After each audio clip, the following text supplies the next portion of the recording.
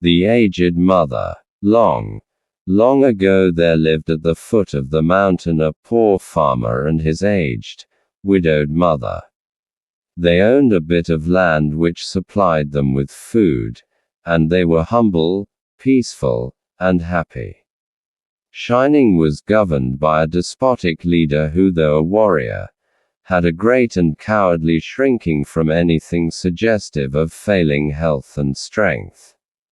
This caused him to send out a cruel proclamation. The entire province was given strict orders to immediately put to death all aged people. Those were barbarous days, and the custom of abandoning old people to die was not uncommon.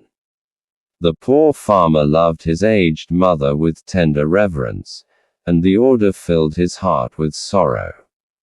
But no one ever thought twice about obeying the mandate of the governor, so with many deep and hopeless sighs, the youth prepared for what at that time was considered the kindest mode of death.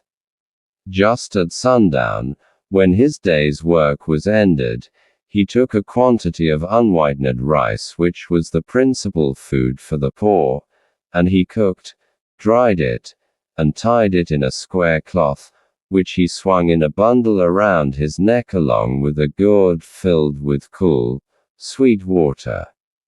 Then he lifted his helpless old mother to his back and started on his painful journey up the mountain. The road was long and steep. The narrow road was crossed and recrossed by many paths made by the hunters and woodcutters. In some place, they lost and confused, but he gave no heed. One path or another, it mattered not.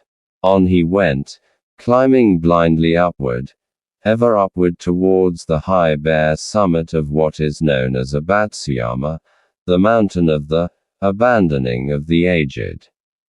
The eyes of the old mother were not so dim but that they noted the reckless hastening from one path to another, and her loving heart grew anxious. Her son did not know the mountain's many paths and his return might be one of danger, so she stretched forth her hand and snapping the twigs from brushes as they passed, she quietly dropped a handful every few steps of the way so that as they climbed, the narrow path behind them was dotted at frequent intervals with tiny piles of twigs. At last the summit was reached. Weary and heart-sick, the youth gently released his burden and silently prepared a place of comfort as his last duty to the loved one.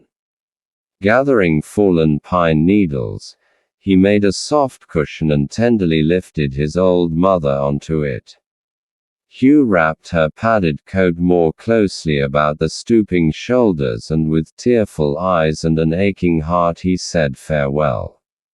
The trembling mother's voice was full of unselfish love as she gave her last injunction. "Let not thine eyes be blinded, my son," she said. "The mountain road is full of dangers. Look carefully and follow the path which holds the piles of twigs. They will guide you to the familiar path farther down." The son's surprised eyes looked back over the path, then at the poor old, shriveled hands all scratched and soiled by their work of love. His heart broke within and bowing to the ground, he cried aloud, "Oh, honorable mother, your kindness breaks my heart. I will not leave you. Together we will follow the path of twigs, and together we will die." Once more he shouldered his burden, how light it seemed now, and hastened down the path, through the shadows and the moonlight, to the little hut in the valley. Beneath the kitchen floor was a walled closet for food, which was covered and hidden from view. There the son hid his mother, supplying her with everything she needed, continually watching and fearing she would be discovered. Time passed, and he was beginning to feel safe when again the governor sent forth heralds bearing an unreasonable order, seemingly as a boast of his power. His demand was that his subjects should present him with a rope of ashes. The entire province trembled with dread.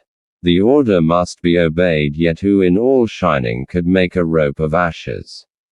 One night, in great distress, the son whispered the news to his hidden mother. "Wait," she said. I will think. I will think." On the second day she told him what to do. "Make rope of twisted straw," she said. "Then stretch it upon a row of flat stones and burn it on a windless night." He called the people together and did as she said, and when the blaze died down, there upon the stones, with every twist and fiber showing perfectly, lay a rope of ashes. The governor was pleased at the wit of the youth and praised greatly, but he demanded to know where he had obtained his wisdom. "Alas! Alas!" cried the farmer, "the truth must be told." And with deep bows he related his story. The governor listened and then meditated in silence. Finally he lifted his head. "Shining needs more than strength of youth," he said gravely. "Ah! That I should have forgotten the well-known saying, 'With the crown of snow, there cometh wisdom.'" That very hour the cruel law was abolished, and custom drifted into as far a past that only legends remain.